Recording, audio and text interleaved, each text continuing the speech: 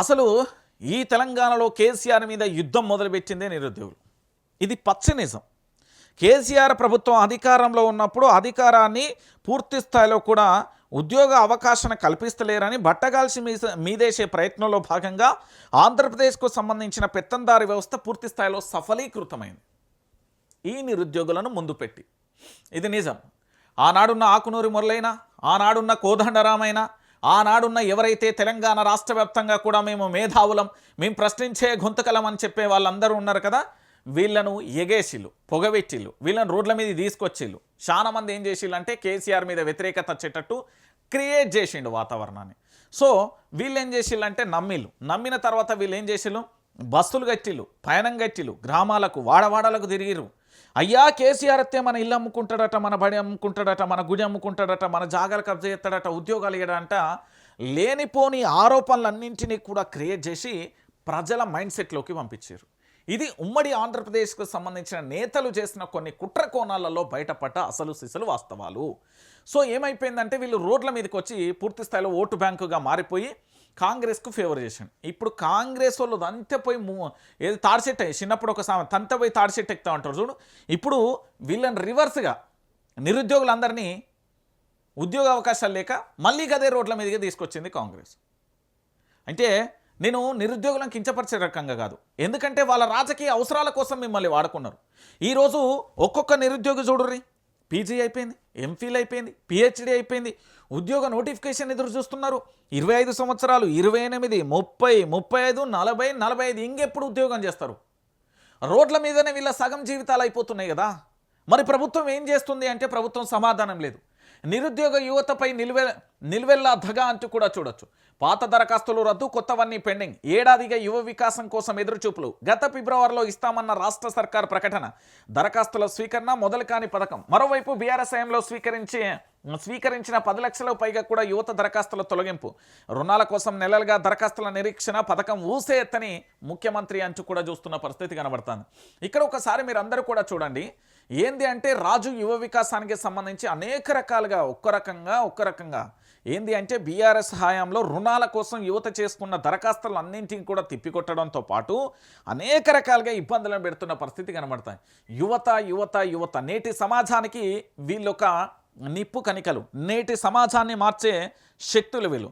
బ్రహ్మదేవుడు మనిషి యొక్క తలరాతను రాస్తారంటారు కదా, తెలంగాణ తలరాతను రాసే యువత నేటి యువత. నిజంగా చెప్తున్నా, అది కాకతీయ యూనివర్సిటీ, లేకపోతే Osmania university, Gandhi university, Satavahana university, ఇంకో యూనివర్సిటీ అని నేను మాట్లాడా. ఈ తెలంగాణ రాష్ట్ర వ్యాప్తంగా కూడా ప్రతి ఒక్కరు కూడా ఆలోచించాల్సిన అవసరం ఏంటంటే యువతే తెలంగాణ రాష్ట్రానికి ఆయుపట్టు. అలాంటి యువతను రోడ్ల మీద కూకోబెట్టి, అలాంటి యువతను రోడ్ల మీద నిలబెట్టి, అలాంటి యువత మీద కేసులు పెట్టి, అలాంటి యువత మీద లాఠీచార్జ్ చేసి, అలాంటి యువతను ఇళ్లలో పోనీయకుండా, అలాంటి యువతను అష్టదిగ్బంధనం చేస్తే ఎలా? వీళ్ళకు ఉద్యోగ అవకాశాలు ఎందుకు కల్పించలేకపోతారు? నిరుద్యోగులకు ఎందుకు నోటిఫికేషన్లు ఇవ్వకపోతున్నారు? వాళ్ళకి ఏవైతే రుణాలు ఎందుకు ఇవ్వలేకపోతున్నారు? వాళ్ళకి ఏదైతే నిరుద్యోగ వృత్తి అన్నారో అది ఎందుకు ఇవ్వలేకపోతున్నారు? నిరుద్యోగులకు సంబంధించి అనేక రకాలుగా హామీలు ఇచ్చారు కదా, అవన్నీ ఎందుకు ఇవ్వలేకపోతున్నారు అంటే కాంగ్రెస్ సమాధానం ఇగో ఇట్లున్నది. ఒకసారి చూడు, ఏడాదిలో కాదు 5 ఏళ్లలో 2 లక్షల ఉద్యోగాలలో భర్తీ అట. మరో హామీపై నాలుక మడతేసిన కాంగ్రెస్. పిసిసి చీఫ్ మహేష్ కుమార్ అసంబద్ధ వ్యాఖ్యలు. ఏడాదిలో 2 లక్షల ఉద్యోగాలు ఇస్తామని మేము చెప్పలే, 5 ఏళ్ల పదవీ కాలంలో ఇస్తామని చెప్పినాం. మరి చెప్పిన సన్నాసి ఎవరు, చెప్పిన గాడిదెవరు అని నిరుద్యోగులు అడుగుతున్నారు. నేను అడగట్లే, నిరుద్యోగులు అడుగుతున్నారు మరి చెప్పిన వాళ్ళు ఎవరు అని. మహేష్ కుమార్ వ్యాఖ్యలతో ఉద్యోగాలు ఇక కలయనైనా? ఏడాదిలో 2 లక్షల ఉద్యోగాలు ఇస్తామని నాడు ఎన్నికల మేనిఫెస్టోలో హామీ ఇచ్చిన కాంగ్రెస్, ఎన్నికల ప్రచార సభలలోనూ రేవంత్ రెడ్డి హామీ, ఉద్యోగాల భర్తీపై ప్రియాంక గాంధీ సైతం భరోసా. ఇప్పుడు ఆ హామీలు తుంగలో తొక్కి నిరుద్యోగ యువతకు అన్యాయం చేస్తున్న కాంగ్రెస్, రాష్ట్ర వ్యాప్తంగా భగ్గుమన్న నిరుద్యోగులు అంటూ కూడా చూడొచ్చు. సో మొత్తానికి మహేష్ గౌర్ ఇక ఒక్కసారి చూడుర్రి, ఇక్కడ డేట్లతో సహా ఉన్నది. 2023 మే 8న ప్రియాంక గాంధీ, రాష్ట్రంలో కాంగ్రెస్ ప్రభుత్వం రాగానే నిరుద్యోగ యువతకు ఏడాదిలో 2 లక్షల ఉద్యోగాలు భర్తీ చేస్తాం, హామీలు అమలు చేయకపోతే ప్రభుత్వాన్ని దించేయండి మరిగా.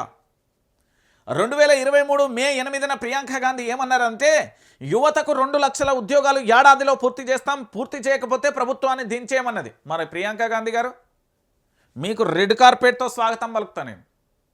వచ్చి మా తెలంగాణ రాష్ట్రంలో మీ కాంగ్రెస్ పార్టీకి సంబంధించిన ముఖ్యమంత్రిని రాజీనామా చేసి దింపేసి వెళ్ళిపోరాదు, పంపించేయండి. మా రేవంత్ రెడ్డి పిసిసి అధ్యక్షుడి హోదాలో రేవంత్ రెడ్డి ఏం మాట్లాడిండు అంటే 2024లో కాంగ్రెస్ ప్రభుత్వాన్ని ఏర్పాటు చేస్తుంది. ఆ తర్వాత మొదటి ఏడాదిలోనే 2 లక్షల ఉద్యోగాలు భర్తీ చేస్తుంది. జాబ్ క్యాలెండర్ విడుదల చేసి ఏటా జూన్ 2 నాటికి ప్రభుత్వంలో ఖాళీల వివరాలు సేకరించి నోటిఫికేషన్లను ఇచ్చి సెప్టెంబర్ 17న నియామక పత్రాలను అందజేస్తుంది అంటూ పిసిసి అధ్యక్షుడు హోదాలో రేవంత్ రెడ్డి మాట్లాడాడు. మొదటి ఏడాదిలోనే 2 లక్షల ఉద్యోగాలు అన్నాడు. జాబ్ క్యాలెండర్ విడుదల చేస్తాను, ఏటా జూన్ 2 నాటికి ప్రభుత్వంలో ఖాళీల వివరాలు సేకరించి సెప్టెంబర్ 15న నియామక పత్రాలను అందజేస్తా అని చెప్పిండు. మరి ఏమైపోయింది? మళ్ళా తర్వాత 2024 జనవరిలో ఏమన్నా, నిరుద్యోగ యువతను నేను భరోసా ఇస్తున్నా, సంవత్సరం తిరిగేలోపు 2 లక్షల ఉద్యోగాల హామీని నెరవేర్చే బాధ్యత మాది. ఏమైపోయినాయి? ప్రధాని మోదీ మాటల్లా ఏటా 2 కోట్ల ఉద్యోగాలని చెప్పలేదు. మా టర్మ్ 5 ఏళ్లలో 2 లక్షల ఉద్యోగాలు ఇస్తామని చెప్పినాం. మళ్ళీ ఎన్నికైతే మళ్ళీ 2 లక్షల ఉద్యోగాలు ఇస్తాం. ఇది నిరంతరమైన ప్రక్రియ. జనవరి 31 మహేష్ కుమార్ గౌడ్. సప్పుడేక నేను ఏమంటానంటే, నిరుద్యోగంలో ఉన్నారు కదా, నిరుద్యోగులందరి నరనరాన రక్తం ఉన్నది కదా, సలసల పచ్చికారం తింటే ఎట్లా బగబగమనే నోరు మండుతుందో అంతటి ఉద్రేకంతో, అంతటి ఆలోచనతో, అంతటి వ్యూహాలతోని ఈ తెలంగాణలో ఉన్న కాంగ్రెస్ పార్టీని అష్టదిగ్బంధనం చేసి ప్రభుత్వాన్ని గద్దెదించురు. గంతే. మీ ఉద్యోగాలు ఎట్లా రావో నేను చెప్తా. వీళ్ళ ఉద్యోగాలను పొడగొడితే మీకు ఉద్యోగాలు వస్తాయి. మళ్ళీ చెప్తున్నా, వీళ్ళ ఉద్యోగాలను పొడగొడితే మీ ఉద్యోగాలు వస్తాయి. అప్పటి వరకు రావు. అప్పటి వరకు ఉద్యోగాలు ఇవ్వరు. వీళ్ళ ఉద్యోగాలను వీళ్ళు ఉద్యోగాలు ఎప్పుడైతే కోల్పోతారో, ముఖ్యమంత్రిగా, మంత్రులుగా, ఎమ్మెల్యేలుగా, ఎమ్మెల్సీలుగా, ఎంపీలుగా వీళ్ళు ఎప్పుడైతే ఉద్యోగాలు కోల్పోతారో అప్పుడే నిరుద్యోగులకు ఉద్యోగాలు వస్తాయి. వీళ్ళని గద్దెదించే ప్రయత్నం చేయండి. అప్పటి వరకు కూడా ఈ తెలంగాణ రాష్ట్రంలో ఉద్యోగం అనేది ఉండదు. నేను మళ్ళా చెప్తున్నా కదా, మళ్ళా చెప్తున్నా, తెలంగాణ ప్రాంత ప్రజలందరూ కూడా మాట్లాడాల్సిన విషయం ఇది. నేను మళ్ళా చెప్తున్నా, ఇక్కడ తెలంగాణ రాష్ట్ర వ్యాప్తంగా చాలా వరకు కూడా పూర్తి స్థాయిలో కూడా జరుగుతున్న ప్రతి పరిణామాన్ని చూడురి, ఆలోచించురి, ఏం జరుగుతున్నది, ఎట్లున్నదో పరిస్థితిని అన్నింటినీ కూడా చూసే ప్రయత్నం చేయండి. సో ఫైనల్గా ఏం జరుగుతుంది అనేది మీరు కూడా ఒకసారి ఆలోచించండి. నేను తెలంగాణ ప్రాంత ప్రజలకు చెప్తున్నా.